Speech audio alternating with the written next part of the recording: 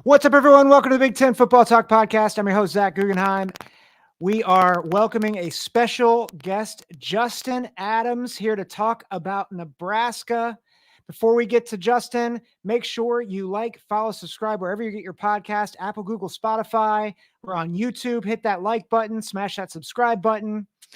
But let me also welcome Justin Adams. Justin, thanks for coming on the show. Thanks for having me, man. Appreciate it. Why don't you share with us a couple things? One, how you got into podcasting and where we can find you, and also maybe a little bit about your background with Nebraska. Absolutely. Yeah. So, one of the biggest things that kind of springboarded me into Husker content specifically was growing up as a Nebraska fan, and just, my every single week was kind of like, hinged on the way Nebraska did. I grew up in Texas, so I was in Longhorn territory, but my family's from Nebraska. So I grew up, from when I was born, going to a Nebraska game every single season. So it's kind of just, birthed into it. My family's divided, half Texas Longhorns, half Nebraska. So that's fun. And then, my dream growing up was just to cover Nebraska football. I ended up getting into podcasting with my buddy about, a couple of years ago. We started a fantasy football podcast, just kind of, having fun with it. And then, eventually just, due to circumstances at work and stuff like that, I just couldn't find what I was passionate about. And, it just kind of one thing led to the next. And I was able to, upgrade my stuff and get on with Nebraska football at the Voice of College Football over there with Mark Rogers. And so, you can find me over there. And then recently, me and a guy I had networked with from the Illini cast, created our own Big Ten show and stuff like that. So, it was a long journey here, trying to find my lane and what I wanted to do, but, truly happy to be here and, happy to be on the show with you. That's one of the biggest things, is networking with other people and getting to know other people in this. So happy to be here, man. Yeah, cool. And so Mark Rogers, the Voice of College Football, when does that air? Yeah, so we have Tuesday live streams. It's Tuesday at 7 Eastern for the Nebraska stuff. And then for everything else, you can just go over to the Mark Rogers Voice of College Football Network, and I'm one of his channels, either team channels or his main channel, or streaming all day, every day. So there's call-ins and all that stuff. So you can, whatever you want to talk about, call in, you can find on there. So Awesome. yeah, definitely go check that out. Cool. And the Big Ten show, that's new, right? Yes. That's where and when can we find that? So that one, you can find us at Big Ten Show on X, and then Big Ten Show on YouTube as well. Might be a little hard to find just because we get buried in the algorithm. So, but we've got probably about 10, 11 videos up right there. And on that one, we do kind of breaking news type of recordings, and we're going to get into team previews. For each team, we're going to bring a reporter on from each team, kind of break down everybody going to the season. We'll do some power rankings, etc. So a lot coming up there. So that one's video oriented. And then on Mark Rogers channels, I also do a lot of recordings as well. So Awesome. you can check all that out. A lot to like on both. So, well, hopefully we can help boost the algorithm so people Absolutely. can find you a little bit easier. So likewise, appreciate it. Nice. Well, I'm excited. We're going to talk Nebraska, and I've loved what Nebraska has done since moving on from Scott Frost. Listeners from the early going know that I was a very heavy criticizer of Scott Frost, and I'm very excited about Matt Rhule. This year they went 5-7, so I think a lot of people expected more, but I feel like the vibe is just way different than at the end of the Scott Frost era. Has it felt different to you? And if so, why? 100%. It's we could have finished with the same, record as the last Scott Frost season, and I would have felt the same way. One of the main things that I was telling, Nebraska fans, because a lot of them coming off the season with, being that close to bowl eligibility and then kind of, falling off the table there at the end of the season, rattling off some close losses there at the end. That Iowa one was brutal. But, coming out of that, there's a lot of emotion, and people are, really up in arms. But if it's because of the emotion of being in that situation, right? And being there on the doorstep of bowl eligibility, which is something we haven't felt in a while. And so one of the biggest things I pointed to was if you look at all of the issues that this team had when Scott Frost got fired, and you list those, right? And that comes down to penalties, ill-timed turnovers, which still happened. Just lack of effort. The team was just not cohesive. There was always some kind of friction within the organization, the unity of the athletic department as a whole. There was just no connection, no buy-in. It just felt like Scott Frost was kind of there. And, there was rumors about him being, late to meetings or showing up drunk to meetings after, and so that kind of shows where the issues lie with Riola. One of the biggest reasons why, him and Dylan Riola didn't have a good connection is because he canceled one of the visits with Riola and did it via Zoom call. And so it's like, that's a 5-star recruit right there, And so it's little things like that. Whereas Rhule, right? Like Rhule is also, he comes from a background as minister, preacher. And so like when he speaks, right? Like he can command a room. And Yeah. there's leadership qualities about him that just jump off when you just hear him speak.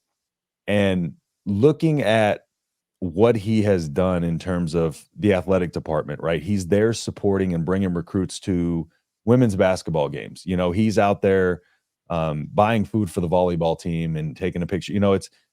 He's really embracing and bringing a culture in there that wasn't there before. And the culture is that of, it's going to be structured. It's going to be done his way, but there's a camaraderie to this team and the way that the kind of overall vibe is with the team. It just has them wanting to play for each other, and that comes out on the field. You can see these guys, they trust each other on the field, and that's leading to them playing loose and free. Whereas before, I just think it was a lot of thinking. When you can't play on instinct, you're really, really going to have a hard time playing the game of football because you're going to be slow. You're going to be late on everything if you're thinking. You have to be instinctive. You have to react. And I think that's what this team does that Scott Frost team didn't do. And, at the same time, that Scott Frost team started 0-6 his first season. 0-6, beat Minnesota at home. And one of the biggest things too about the naysayers to Rhule, as I was telling them, is like have that same amount of patience with Rhule. What people have done in some instances is carry over the impatience from the Frost era into the Rhule era, and you got to reset it just like we did with Frost. You got to reset that and give him the same respect. And it's just a matter of what he's been able to do with the recruiting. The recruiting is 100 times better. I mean, landing a guy like Dylan Riola and landing Carter Nelson and Grant Bricks, who are our 3 biggest targets, and we got those guys. We didn't have to go to our secondary options. Not only that, we landed a guy like Kalen, a 4-star, quarterback who came in even with Riola, and that's hard to get a 4-star in today's modern college football world to come in the same class as a 5-star. But it's because he believes in this staff and he believes in Coach Rhule. And it's evident in everything he does. And we'll get into the hiring on the staff and stuff like that, and some of the decisions he's made in the transfer portal. But navigating right now with a very, very, we're 10 over on scholarships, so he's navigating with that's why we have a small transfer portal class. We're about 10 over in scholarships, so the numbers aren't there, but he's still, recruiting and getting high impact guys and guys that are instantly going to come in and start. And it didn't seem like Frost had a plan. Matt Rhule definitely has a plan. Yeah. Well, and I think something I had mentioned, and I think you're just giving us so much more insight into this, but culture really matters especially in college football. In all sports it matters, but culture really does matter. And I think it was the Minnesota game, the first game of the season, where Nebraska lost in painstaking fashion again. And I saw everybody reacting, and I was like, guys, it takes a long time to kind of flush that out of your system. Yep. And I was grateful then that I think it was three or four games later they had a close win and they held on to it. And I was like, Mhm. see, this is a step in the right Yeah. direction. I think the other thing, and this is off book, but I think a lot of people wanted uh, Matt Rhule to be like Deion Sanders, and so Deion had a lot of the flash, the Mhm. flash and the style early on, and he had the big win, obviously the big win against Nebraska. Yeah. But I think people didn't realize how much of the infrastructure needed to be rebuilt, and you can't do that with what like Deion was uh, he was kind of pasting over bad culture, whereas Matt Rhule is kind of getting it down or trying to build from ground zero Yeah. again. Yeah, and the way I, use those 2 programs, like, when I think about those 2 programs, each of those coaches, I feel like, recruited the way that they absolutely had to. Okay, so with Nebraska, we have resources, we have, the history, we have these things that we can recruit from, and we can point to and be like, a lot of players want to come restore Nebraska's glory. Dylan Raiola talked a lot about that, and a lot of these players, and the reason why Nebraska's still been able to have top 25 recruiting classes pretty consistently is because even these kids hear about what Nebraska was. And they go in there and they see, all of the trophies and all this other stuff and the fan support. And Colorado really didn't have those things to point at and to, be like, come to Colorado. And so I feel like, with that being said, Colorado was one of those teams that needed a flashy hire to come Mhm. in and really bring, those quick transfer portal guys in, those big name guys, because I don't think Colorado's the type of school that you can come in and you can completely just flip around and turn into like a winning program with where they were. I think it's one of those things where they needed that flashy face to come in there. I don't think Matt Rhule would have moved the needle in Colorado. I think he would have done well there, but I don't think that was the right fit for him. Just like, Dion wouldn't have been the right fit in Nebraska. He's a lot of flash, not a lot of substance. He's, Yeah. not a good recruiter. He's really just very reliant on these kids that want to go play for Prime. And we'll see if that works out there. But um, with Matt Rhule coming over to Nebraska, it's like he's a guy that, we talk about the importance of culture. And with the culture, it's everything. Culture is everything. And that's why I think, over on Dion's team, you see a lot of undisciplined plays. You see a lot of undisciplined guys. You got Mhm. his sons going to a Paris fashion show instead of missing the first team meeting a couple days ago. Whereas, there's accountability, over on the Nebraska side and stuff like that. And it's the little fine-tuned details like that that I think will separate the teams that can be middle of the road from the teams that can, be back at the top. And Mm. there's certain things in the way Dion recruits that won't work. You can't patchwork an offensive line together through the transfer portal. I firmly believe that you have to build an offensive line. They need cohesion. They need camaraderie. And so, yeah, I just think those polar opposites of what those programs are. And then the Nebraska game, coming into the season, Jeff Sims was supposed to be the guy. And, Matt Rhule made all the right decisions up until, it was time to pick a quarterback. And unfortunately, that was the biggest decision he needed to make. And the one they got wrong was picking the wrong quarterback. Jeff Sims was not it. And so, we went into that Colorado game with Jeff Sims, and Jeff Sims had 4 fumbled 4 snaps, in that first half. And what Nebraska needed to do in that game was establish a run and wear down that small Colorado defensive line, but they kept giving them the ball back. Our defense stayed on the field, and honestly, playing at altitude, our defense got worn down after a while. Yep. The game was close up until the end, but I think the trajectory of the programs is going to be completely different. And I just the close losses, yeah, they were still there, but the close losses and the turnovers were 2 of the things that were still there.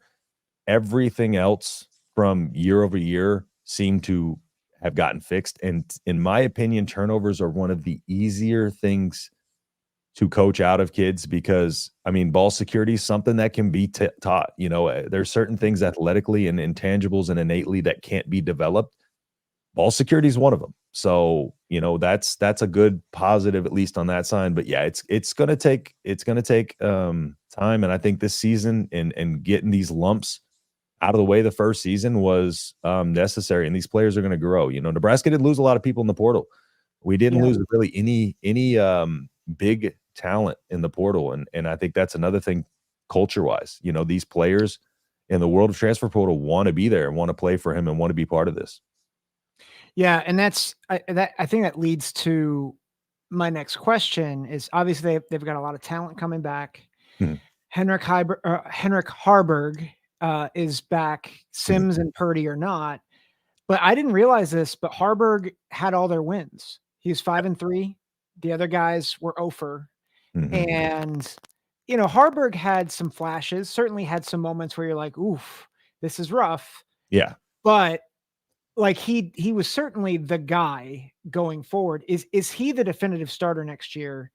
Or do you think Raiola or another quarterback comes in and competes for the job next year? It's Raiola's to lose right now. Really? Okay. Yeah. And Kalen is gonna battle, but the reality is right now, unless they bring in another quarterback, which will be hard to bring in a portal quarterback at this point, that especially wants to come in and compete with a 5-star. Um, you know, Heinrich Harburg is a very good athlete.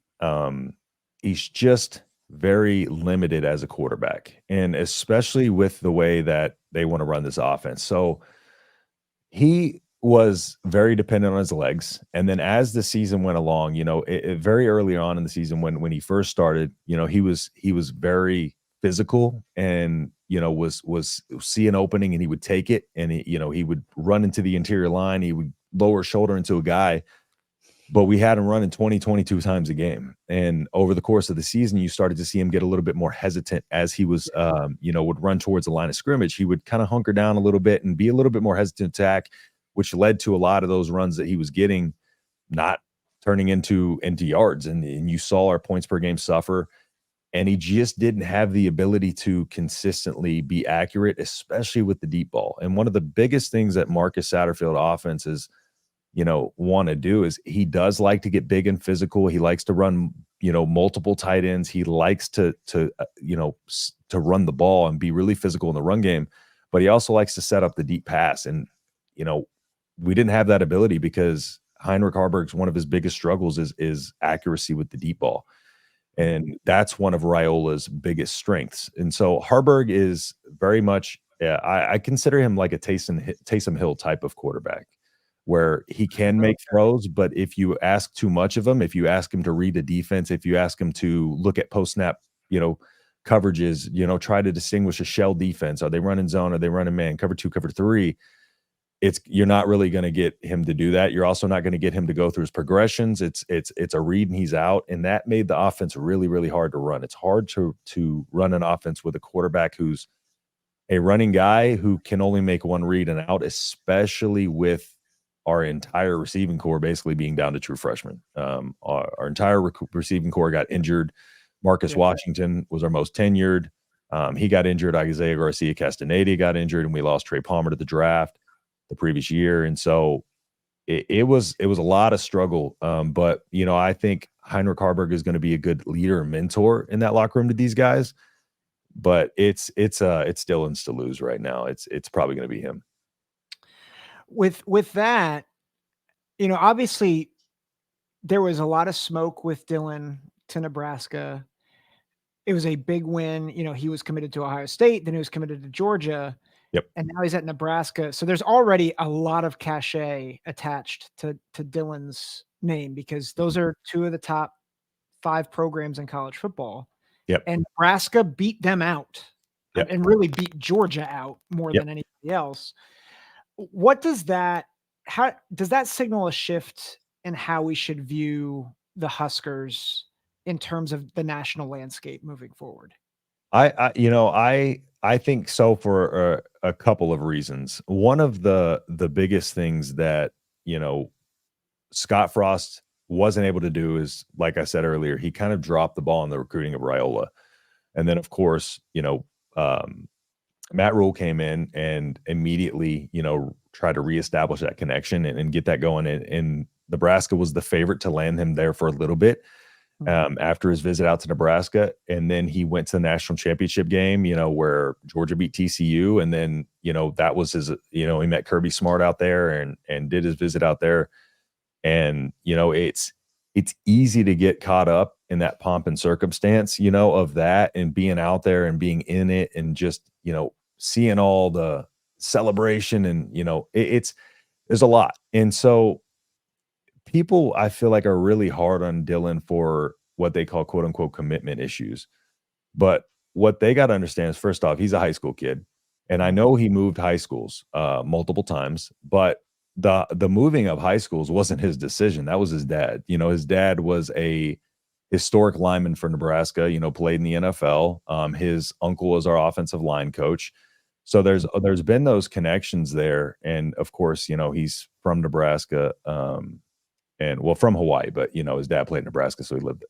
So it's and he's always there. So it's one of those things where it's like it was the legacy versus the Georgia, the top of the top. And I think based on his comments after, his heart was always with Nebraska, but like I said, it's just he's an 18-year-old kid. He gets the pull of like all of that stuff going on. You see all those people, you see all the cameras, it's easy when you're a 5-star number one in the country and want to really go to the NFL and be successful, have a successful career to just fall into that trap. And but afterwards he was basically just like, he's like, I took the time, to sit here and think back of what I really wanted to do.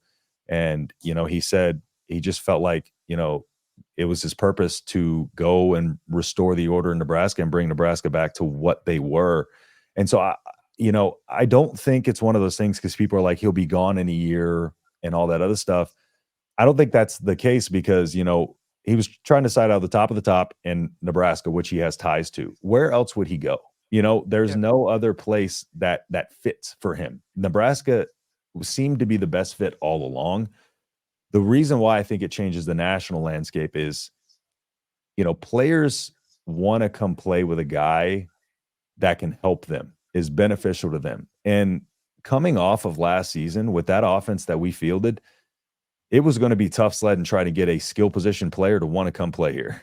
I promise you that. Yeah. And so that was almost necessary, that we needed a big splash in the quarterback, area to be able to land even some of these guys that we have out of the portal, because wide receiver was a big need, but it can't be understated how much we needed receivers. And I don't know how well we would have done bringing guys in otherwise, with the quarterback situation the way it was. So I think it helps in that regard in terms of recruiting. And just, another thing, Matt Rhule building these relationships with these guys. He always says he didn't continue to recruit Dylan, but after he committed to Georgia, because he tries not to do that. But, he's like, he was there if he needed him, and he builds genuine relationships with these kids. And I think that is one of the biggest things that came out of this, is the fact that Dylan saw that, and Dylan reached out to Matt Rhule. Rhule didn't reach out to him. It was the other way around. Wow. Yeah. That's a big deal. Yeah. So let me throw you a curveball here.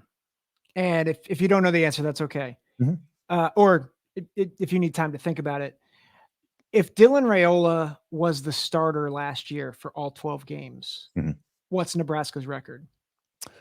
So I'll preface this with saying that there is a college football, I think it's college football data on Twitter, something like that, where they do this aggregate score every year of the win total, right? And then they have a formula to make up the expected win total, what it should have been.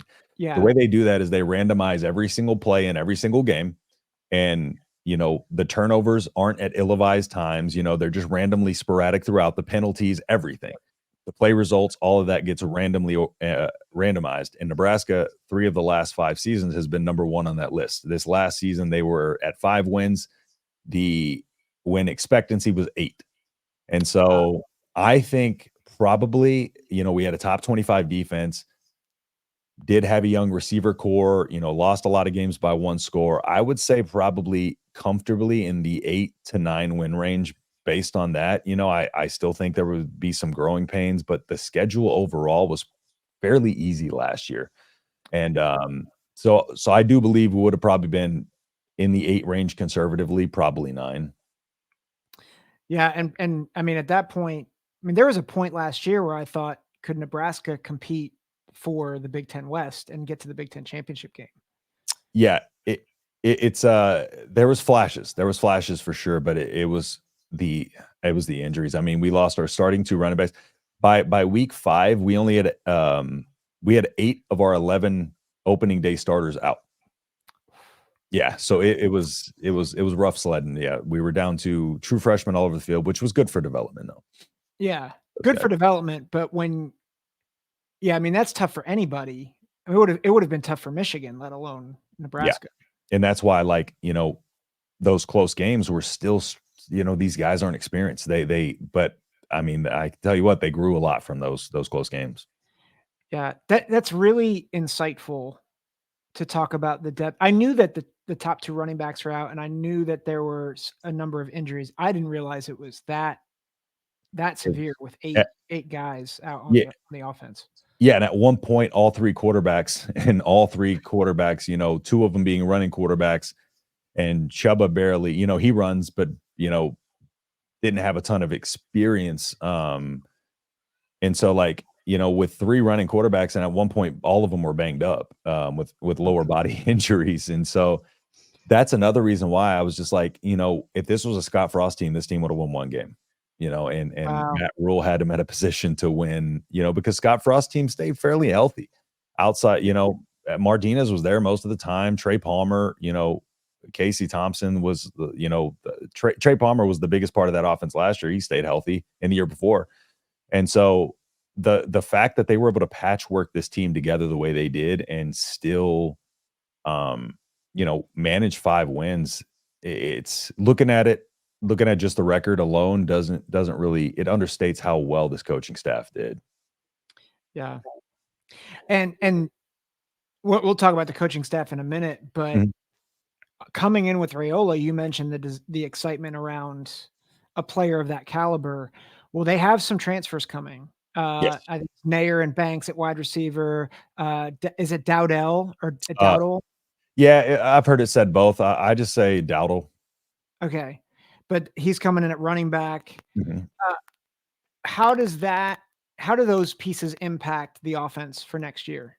Yeah, though, and those are some of the pieces that they're very much Matt Rhule type of guys, because what these guys are is they're under the radar for certain reasons, right? But they're still highly rated instant impact type of guys. So you got a guy like Dante Dowdle. Dante Dowdle's not really an under radar guy. He was a top 10 running back in the 2023 recruiting class over at Oregon. Just, was a true freshman, didn't play much, but averaged over 5 yards a carry.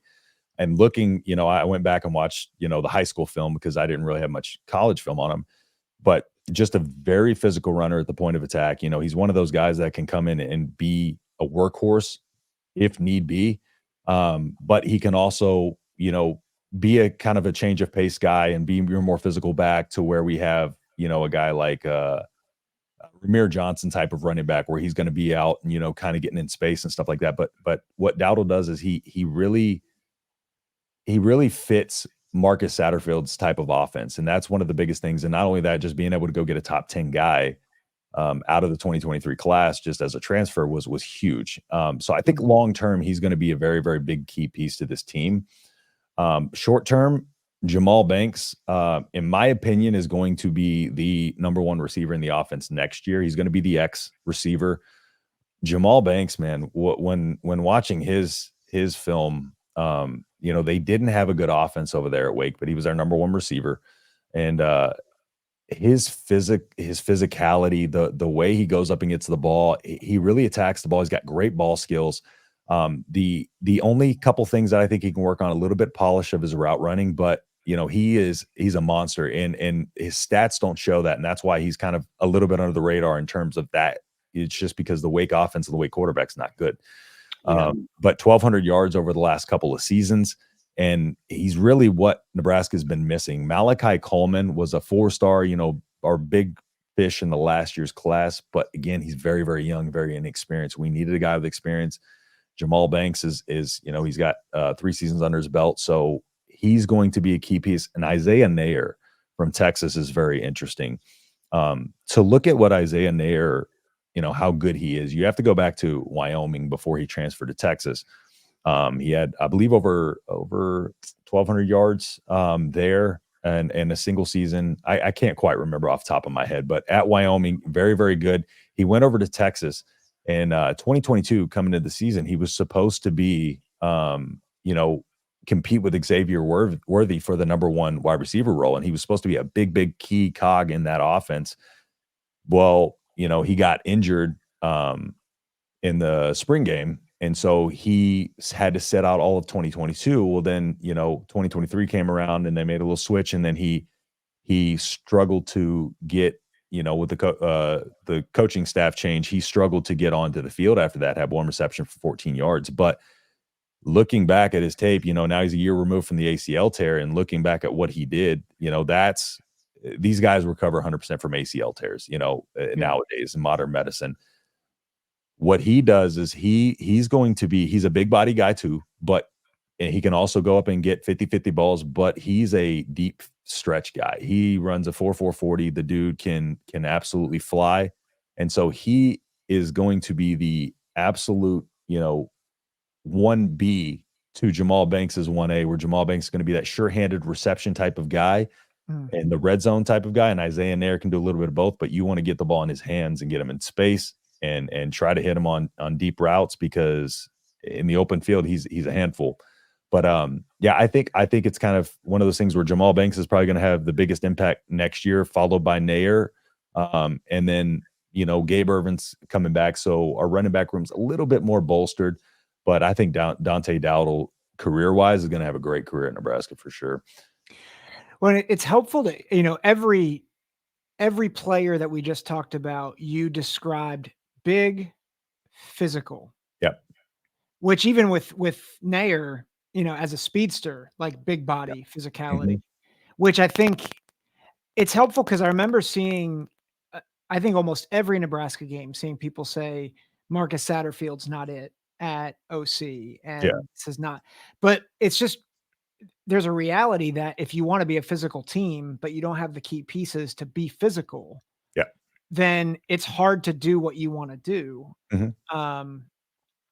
And so I'm excited, just as you're talking about, I'm excited to see what this new look Cornhusker team will look like under Satterfield in year 2. Because I think we'll get to see just more of what Satterfield brings to the table as a coordinator. But also I think we're going to get to see at least flashes of what Dylan Raiola can do with an actually good wide receiving core and a good running back core. So absolutely. And Satterfield, much maligned for, I don't understand, because if people are going to be patient with Rhule, they have to be patient with Satterfield for the same reasons I mentioned in the offensive. He can't go out there and play. He can only work with what he's got, and he did the best he could with what he had, and he didn't have a lot. And so, I think it's going to really, like I said, he likes to throw the deep ball, and we couldn't even throw the deep ball. So what we're going to see next year is going to be completely different. It's going to be more to his strengths, and it's just all about like kind of talked about, getting his type of personnel in there, getting these big physical guys in there to run the style of offense he wants and really impose his will there. But yeah, Satterfield was getting a lot of heat, and people got to be patient with him too. Look at Baylor. I mean, over at Carolina, he had, I believe it was like 4,800 yards passing, 2,600 yard rushing. So he does, it's one of those things where he likes to throw and run the ball. And then over at Baylor, he had his most balanced offense. I believe it was like 265 passing, 160 running per game. And so, his offenses has shown success and shown balance, but people just got to be patient. Yep. One move that they made that might help bolster that offense too, Glenn Thomas comes in as a co-offensive coordinator. He was the quarterback coach from the Steelers. How does that help moving forward? Yeah, and this is another one where people were a little bit upset, because a lot of Nebraska fans had their heart set on Daniel Holgorsen. Daniel Holgorsen, though, and Dana Holgerson still might come over as an analyst just because he's getting so much money from his buyout with University of Houston. So like sometimes that happens where these guys will come over and they'll take less pay because they're collecting that big buyout. Yep. The only problem I see with Holgerson is that Holgerson's a very type A personality. He's very outside the box, and he comes from Mike Leach. So Holgerson and Rhule are both type A personalities. The one difference is Matt Rhule's biggest focus is recruiting, and Dana Holgerson hates recruiting. And so that's why I saw a little bit of a potential issue when they were meeting there. Yeah. And I think that's why, he went to Glenn Thomas first after that meeting, because it's somebody he trusts. Glenn Thomas has worked with Matt Rhule at Temple and Baylor. He was with him in both of his rebuilds there. And he's got a history of success. He did 2012 to 2014, he helped develop Matt Ryan, and Matt Ryan had 2 of his 3 Pro Bowls in the time he was there. And, he was number 1 in completion percentage for the only time in his career. Matt Ryan was during Glenn Thomas's time there as the co-OC and QB coach. Went over to Temple, helped develop PJ Walker over there, brought them from like 100th in scoring to 42nd in 2 seasons. Over at Baylor, brought them from 98th in scoring to 27th in scoring. Helped develop Charlie Brewer over there. So, Charlie Brewer was a 2019 Davey O'Brien finalist. And then not only that, he went over to UNLV and ASU and helped develop their run games there. Charles Williams set the program rushing record. Xavier Valladay, was 10th in ASU history in rushing yards. And Trenton Bourget, the ASU quarterback in 2022, had the all-time completion percent lead at 71.4%. And so, people point to his time at Pittsburgh because the quarterback's there. And the thing about that is he wasn't even a QB coach there. He was an offensive analyst. So, yeah, he wasn't even a QB coach there. And so he's coming over as a QB coach, / co-OC. It was probably going to be hard to get him to come over as just a QB coach to pluck a guy from the NFL. So as a co-OC, he's worked with Satterfield because Satterfield worked with Rhule too. So they've all worked together. So these guys trust each other. And again, they've all had success together. You can't point to one of these guys and say like, oh, this is all because of Rhule. This is all because of him. They've worked together. And so, Matt Rhule he likes these connections with these former coaches and former players. And so he's doubling down on that. And if he trusts these guys, he's made the right decision so far. I trust in him. But just looking at, I went and really broke down Glenn Thomas's resume, and it speaks for itself. It's, if you look at the most recent stop, 1 season in Pittsburgh, I don't think you're really giving him a fair shake there. So extremely excited to see how they mold these 2 things together in these 2 styles of offense. Yeah. And there's always, particularly when things aren't going as well as you wish, there's always a bit of, well, this is the hire I would like, and this is going to fix all the things. Mm-hmm. And I think, we go back to culture. If you want to form culture and you want to form consistency and continuity, you don't go and get the splash hire necessarily. You go and get the guys who are going to help build the foundation. Exactly. And, he has history with Glenn Thomas, obviously has history with Marcus Satterfield. And so I think a lot of what you're saying makes a lot of sense. Also, I think it's easy to scapegoat Pittsburgh because Kenny Pickett has looked not very good. No, it makes probably putting it kindly. Yeah. But the track record that you just gave us makes it much more palatable to say, hey, this is not a bad hire. In fact, this could be a potentially great hire for Nebraska. Exactly. And I think he's just one of those names that's kind of flown under the radar under the Rhule tutelage because he wasn't one of the guys that followed him over. Rhule, I feel like his name value, when he came to Nebraska kind of elevated just because it's a big hire, getting hired in Nebraska is a big hire. And then coming off of the Panthers stint, it was a little bit one of those things where his name value dropped. And so like coming over, you see the guys like Satterfield come over and they're widely regarded names, and he hires this guy, Glenn Thomas. And so I think it's easy to sit here and look back and see like, and think to yourself, like, who is this guy, Yep. But kind of like, we alluded to, it's just his track record is success. And again, like Rhule, one of the biggest things I respect about Rhule is in the modern college football world of NIL, and it's like the wild, wild west. Everything's moving, a ton of moving parts. He still finds a way to be patient and not. It's very probably easy to want to make a big splash hire and be, blasted on social media and have all this attention to the organization, but he trusts in his plan and his staff so much that he is still sticking to those guys no matter what. Everywhere he's been, he stick with these guys that have made him successful. And I think that's one of the things that some of these coaches do. Some of these coaches will go get a job somewhere and they just try to bring on a bunch of these big name guys to help them. But yeah, he stuck the same method with his style of recruiting, looking for these under the radar type of guys, but now he's able to recruit some of the top guys as well. But he sticks to what he knows, and what he did at Temple and Baylor, there's still elements of that here, even in this changing college football landscape. So yeah. Would you, and I know you're a Nebraska guy, but I think could we make the case that the Nebraska coaching staff is maybe the most underrated staff in the Big Ten?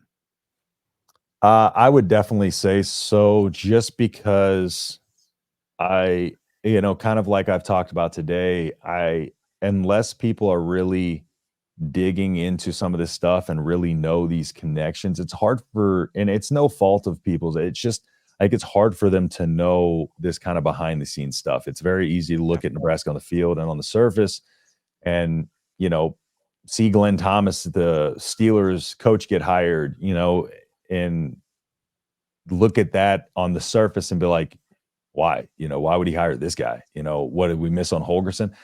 And I think if people just look a little deeper into it, that's not the case at all. It's not what it seems to be on the surface. And it's one of those things where it's always going to take time.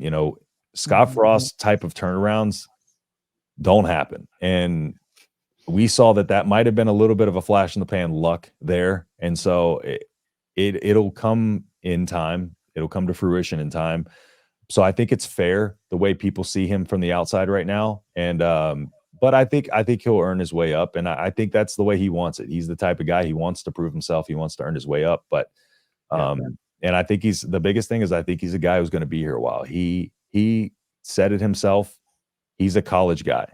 And I don't think there's a place that he'd probably go to that can give him more resources or more money that's gonna hire, like besides your, you got your Ohio States and your Michigans, of course. But I think as far as resources go and money goes, Nebraska's right there with those schools in terms of what they can provide and pay coaches and stuff like that. And so I think he's going to be there for a long time. And I think that's another very valuable aspect in the modern college football world that's hard. You see it at Washington. You got to get guys who want to be there and be there long term. And I think Rhule is going to be very underrated in that aspect too. Yeah. Well, I've never seen a program, and I have no shame saying this as an Ohio State guy. The fan loyalty at Nebraska, I think, and there's a lot of loyal fan bases in the Big Ten. Yeah. But I would put Nebraska at the top above anybody in terms of fan loyalty with the way the sellouts and and the way they've stuck with the program, even through the Scott Frost era, the Mike Riley era, Bill Callahan, like all those guys, like they have been very, very faithful. And so that's just another, it's not just the money resources, but those fans are going to continue to bolster that as well. And so that has to be just a breath of fresh air probably for Matt Rhule too. Like you have the resources, but then you have the fans who really support the use of those resources. Yeah, and that's actually a very good point because there's this thing called the 1890 Collective that Nebraska been working on for a long while. And what it is, it's a other schools have this stuff too now, where it's fan donations. And so the 1890 Collective, 5 days before the early national signing day, they opened up and they set a $500,000 goal. And in 5 days, Nebraska fans donated over 800. I don't know if it quite got to 900,000, but over up almost $1 million. And so, and the boosters, the boosters donate a private jet. It's one of those things that's like some of these boosters and, and the fan support that really helps. And just like you said, just the loyalty, because you hear all the recruits talk about it when they go out there, just how blown away they are. I flew out there, Scott Frost's first year to watch us at 0-6 beat Minnesota, week 7. So it's one of those things. It's always, and the vibes are always good out there. It's always fun. But yeah, I agree. And I try not to say it too much because I don't like to be like one of those like, oh, we got the best fan base. I like it organic and other people to kind of pick up on it. But, I truly believe that, but just because it honestly does not matter how bad we are. I don't think, everybody that I know is a Nebraska fan, none of those people would stop watching. And so that right there to me is just kind of like, that's the fan base. For the most part, we do have our bad apples just as everybody else, but for the most part, it's one of those things where we live and die Husker football, and it's something that's, once it's kind of in your DNA, it's something that you just can't get rid of. It'll never go away. That's good stuff. So let me ask a quick two last quick questions here. First is this: defensively, they really played well. You said top 25 in the country. I think really played like they deserve that black shirt moniker. Do you see them repeating that in 2024? Yeah, I do. And Tony White brought in the 3-3-5 from Syracuse, and what he was able to do with the talent that we had on the team, based on what our defense looked like last year over year into this year.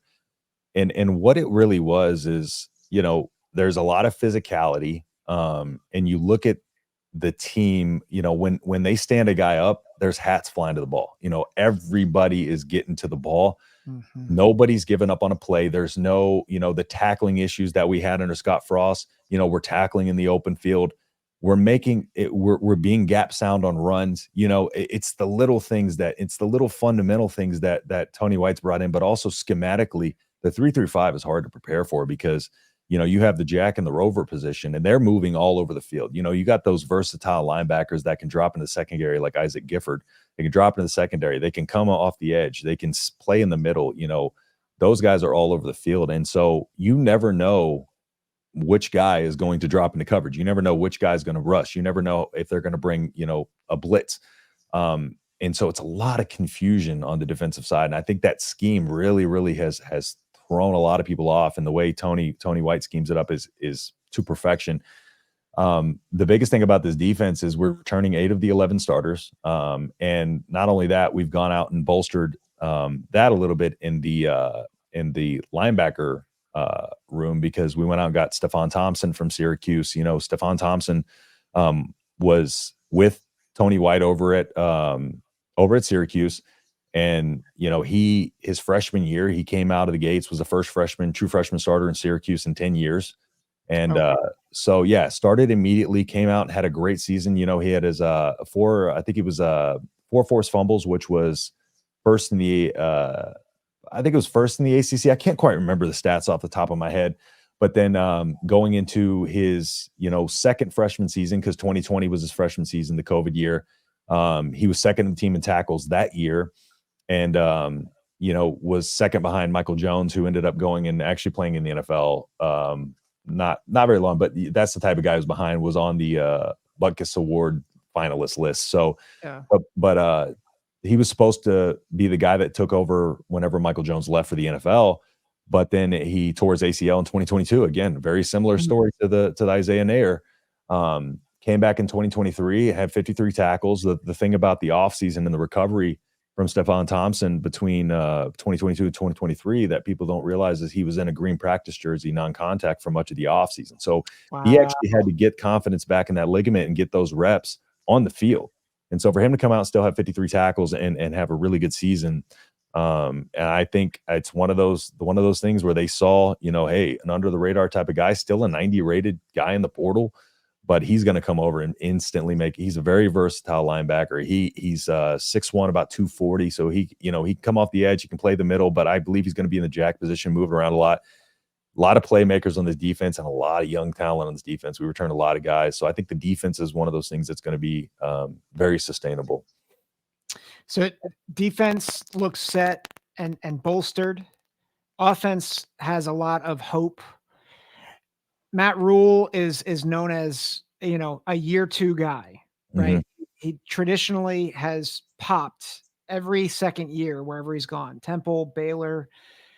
They have a tougher schedule, you know. Mhm. They're at USC, they're at Iowa this year, they're at Ohio State. They host Wisconsin, UCLA, and Rutgers Yeah. and Colorado.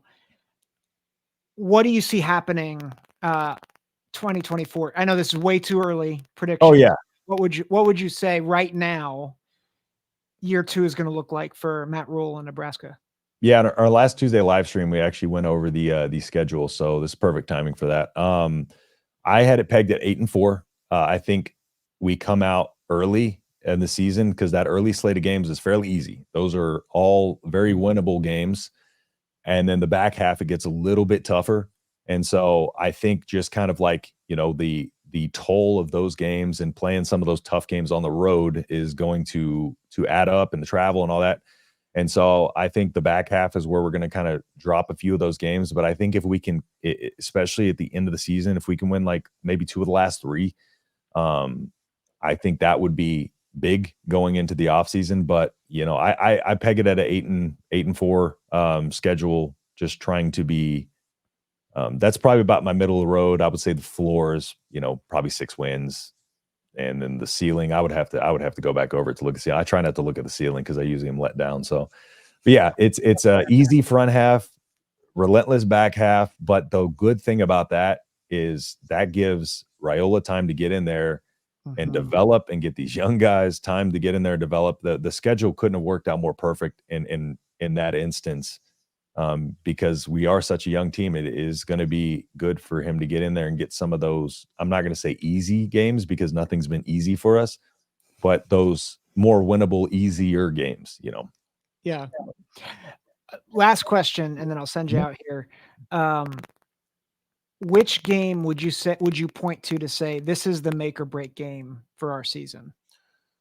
I would probably have to say, there's a stretch there where first off, I think Colorado we probably need to beat. I think that's just because of the polarization of that game and the conversation in the national media. If we lose to Colorado twice in a row and have to deal with the primetime nonsense, uh, that's one for the national. Yeah, don't get me started on that. That's one for the national, kind of overall view. But I think in regards to just the schedule, I really think we need to finally pull like an upset of some kind. It seems like we haven't had a win against a ranked opponent, and was it since 2019 or something like that? Or it's been a long time since we won against top 25 opponent. I think that is going to be a key this year, is trying to finally get over the hump in one of those instances. I think it's going to be one of those where we have to kind of break a trend somewhere. And I think that's a good start. I think there is going to be some on this schedule, some teams that may sneak in the back half of the top 25, and I think, and even going on and competing with a team like, an Ohio State, and keeping it close with them, on top of maybe pulling a top 25 upset, or pulling off a couple of one score victories. I don't think there's any one game I can point to and say, this is a must win. I think it's just, and I think year 3 we can start to do that. I think in year 2 it's still going to see a lot of these things progress. And I think it's just little notches in the cap that we haven't been able to get over the hump. And that's like getting that monkey off the back of not beating a top 25 team, of making a bowl game and Yeah. stuff like that. So Yeah, that makes a lot of sense. I have Nebraska at USC circled yeah. because I think if Raiola can play well and they are physical, although I think Danton Lynn, that hire was really good for USC. Mhm. Um, but I could see where the physicality, even at Southern Cal, could Yeah. really mess with the Trojans. Yeah. And we alluded to this on our show when we were talking about, is this a preview of what's to come with the Big Ten, the Big Ten going against the Pac-12 in the national championship game, the top of the top. was that kind of a wake up call for the Pac-12 to be like, okay, like maybe we're going to have to adjust a little bit more to the Big Ten style of play because they kind of got bullied. Yep. And, you know, that's another thing that I'm not sure is what's going to happen with these, you know, Pac-12 teams come over that aren't used to the physicality, seeing how they're going to transition over to that because, yeah, USC is a very good team, but it would do a lot for Nebraska beating, you know, a couple of these teams that come over from the Pac-12 and kind of set the tone early because of, you know, this is the first season that this is all kind of taking place. And I think it's going to be an arms race in the very beginning. And it's going to be a lot of that Pac-12 versus Big Ten mentality still in there. And so I think that's why those games are especially important. I think that's one of those games where Nebraska really to show that they are, you know, transitioning into a Big Ten team, they're going to have to show their physicality against those type of teams, and they're going to have to be able to out physical those type of teams to be able to compete in the Big Ten. So yeah, it's one of those things where it's exciting to see, but it's also, you know, kind of nerve wracking in a way because you don't know what to expect with a lot of these teams coming over. So it'll be fun though. Yeah. Well, this has been fun. So thank you, Justin, for coming on the show again. Real quick, where can we find you on your shows and on social media? Yeah, so you can follow me at on X at _H-Town Husker, and Mark Rogers over at Nebraska Football at the Voice of College Football. So if you search that in, or Nebraska VOC FB, and then also at Big Ten Show on X and Big Ten Show on YouTube as well. So cool. Well, Justin, thanks again for being on the show. Again, for all of you guys, make sure to check out the Big Ten Show, Mark Rogers, the Nebraska Show, and check out Justin on X as well. Of course, you know where to find us: Spotify, Google, Apple. Leave a review, shoot us emails. We really are so grateful for you all. Make sure you guys tune in on Thursday. We'll be back. Until then, take care and God bless. peace.